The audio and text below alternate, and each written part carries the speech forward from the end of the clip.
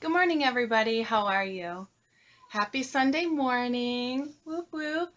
I hope your July 4th weekend went really well. We were super low key. Felt really good. Not gonna lie. So let's jump into today's Sunday morning angel message. Um, this one came up a lot this week. Um, And then Friday, I had two clients and they both had the same messages. So I was like, okay, this is very obvious. Oh, and then Friday morning, I got up and my son hadn't woken up yet. So I was taking advantage of that quiet time. You who are parents, you know this very well. And so I was laying there and, slowly starting to meditate and talk with Spirit. And Spirit was telling me about forgiveness. Like, I need to forgive. So today's message is, what is forgiveness? And um, how does that look like? So a lot of times we think that forgiveness means that we have to forgive the people who were mean to us. I'll keep it simple like that. And the answer is no. That's not what forgiveness really is about. Um, And this is what the angels are really kind of harping down on us. They're like, forgive, because we're in this period of time right now where we are supposed to be releasing the shadow work. It's still going on. And sometimes these old things come up, these old belief systems. So I'm going to get into an example to help. And so the angels just keep harping like forgiveness. And what does that mean? And it really means that you start to forgive yourself. A lot of times when things happen to us, when friends, family members, um, people we're in a relationship, and they do us wrong, right? And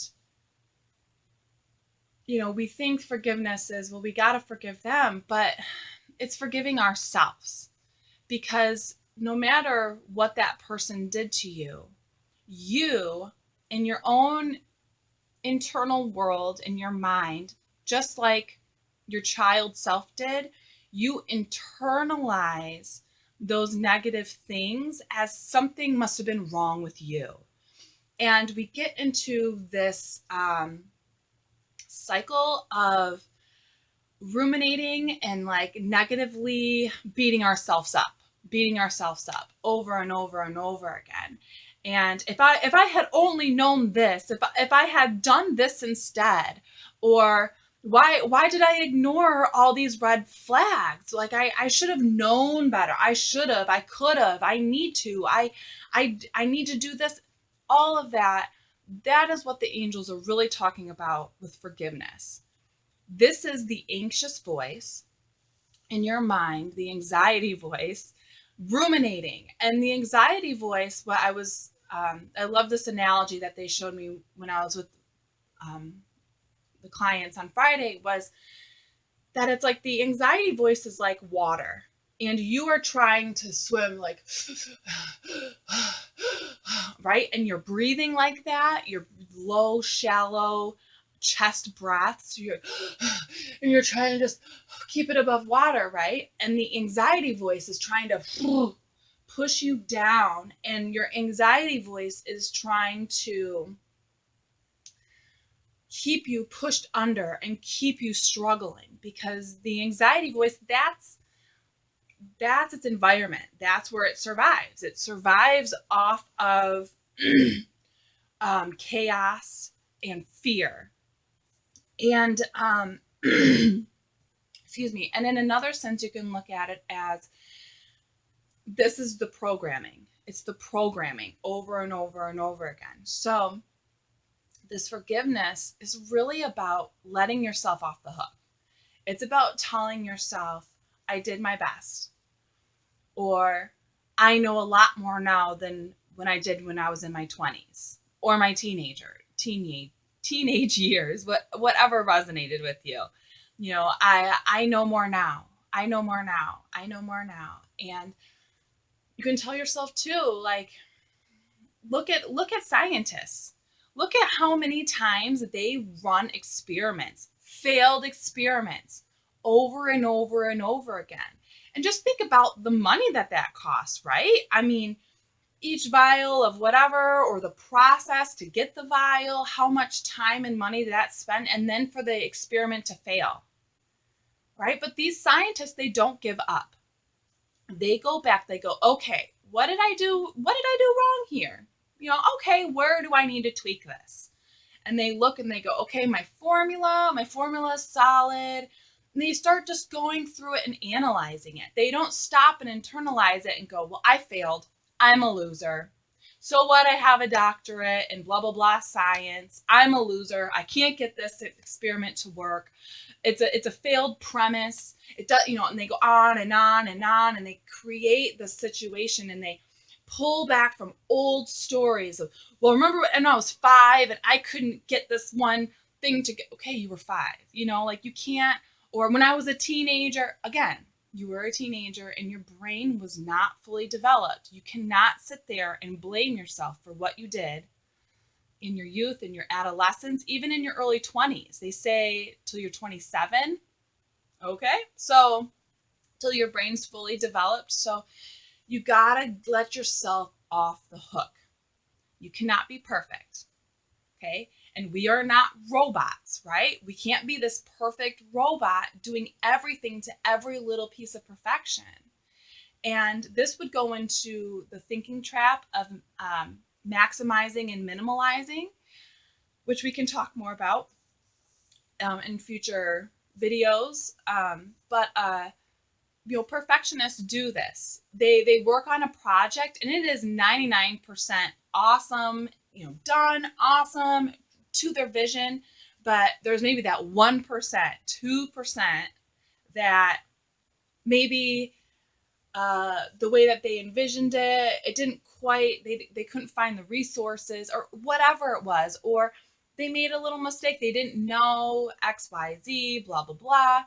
But the perfectionist will look at that 1 or 2% and say, well, I'm not perfect. The project's not perfect. Therefore, I'm not perfect. And my project's a fail, so I'm a fail. And this is where the forgiveness comes off. Like, this is where I wouldn't say normally to compare yourself to other people, but look at what your sister did or your brother did or how your coworker did that and go, okay, yeah, but look, I did it just as good as them, instead of keeping yourself so down from everyone else. Like, look, I give the same amount of quality as everyone else. I deserve respect and honor same as everyone else. In that sense is where I'm saying it is okay to compare, but normally I would say never compare yourself to anybody, and you're only comparing yourself to your own personal best and trying to top that. So I'm saying that now. Like, I'm not saying to compare yourself, because that is just a horrible slippery slope. But sometimes we need to get ourselves out of our own head, our own mind, and look at the facts, like the scientist, like a detective, and go, okay, but what are the real facts here? This project is bomb. I did so many things that are A+, top of the line. This is an amazing. I was so clever in thinking about this and conceiving it in this project and making sure that this thing had a certain element that would do this and a certain element that would do that. You have to talk yourself up. Talk yourself up. Stop maximizing and minimalizing, right? Maximizing all of the faults, and that's all you ever see. Forgive yourself. Minimalize all the faults that you see in yourself, because this is the actual truth. And maximize all the awesome things about yourself, all the clever ideas, all the things that you do. And the people who don't want to support you in that sense, it doesn't matter what they think. It doesn't matter if that's your mom, your dad, your brother, your sister, your child, your husband or wife, your boss. if they are negative and they constantly keep you down, their opinion don't matter. Their opinion don't matter. That's it.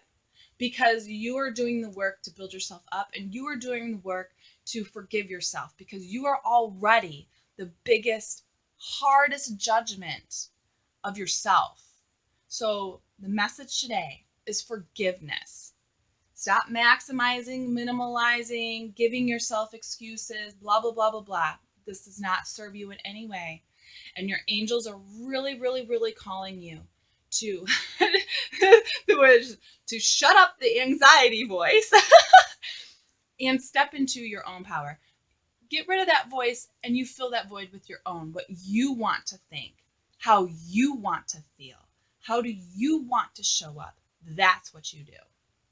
So again, there is so much love here for you, and your angels are always with you, and they're always supporting you. And if you feel like you're drowning and you can't keep up, pray. Pray to Source. Pray to your angels for help. And if that's not helping to relieve, then reach out for help. Reach out for help. Call your best friend. Call your mom. Call your sister. Call whoever is that support person for you. And ask them, talk me up, talk me up, talk me up. Abraham Hicks calls it a rampage of appreciation. You just go on a whole rampage of all the things you appreciate. That's your job. But the things that you appreciate, this is your homework, is about yourself. That is what your homework is. This is how you get yourself off the hook. This is how you forgive yourself. You are human. You are not a robot, right? And if we were robotic and perfect, then we would be an angel. We would not be a human being in our human, physical flesh and blood body, learning these 3D, right, lessons here. So get yourself off the hook. Okay? That is your message. Your angels love you. I love you. Take care this next week. I'll see you guys. Bye.